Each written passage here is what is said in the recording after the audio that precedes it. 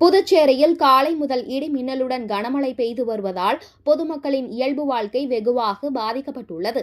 வங்கக்கடலில் உருவாகியுள்ள காற்றழுத்த தாழ்வு பகுதி தொடர்ந்து காற்றழுத்த தாழ்வு மண்டலமாக வலுப்பெற்று அதற்கடுத்த 48 மணி நேரத்தில் மேற்கு வடமேற்கு திசையில் தொடர்ந்து நகர்ந்து தென்மேற்கு வங்கக்கடல் பகுதிகளில் மேலும் வலுப்பெறக்கூடும் என்றும் இதன் காரணமாக தமிழகத்தில் ஒரு சில இடங்களிலும் புதுச்சேரி மற்றும் காரைக்கால் பகுதிகளிலும் இடி மின்னலுடன் கூடிய லேசானது முதல் மிதமான மழை பெய்யக்கூடும் என சென்னை வானிலை ஆய்வு மையம் தெரிவித்திருந்தது.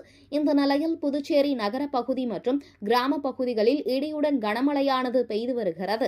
இந்த கனமழையின் காரணமாக சாலைகளில் மழைநீர் பெருக்கெடுத்து ஓடுகிறது. இதனால் வாகன ஓட்டிகள் பொதுமக்கள் கடும் சிரமத்திற்கு உள்ளாகினர்.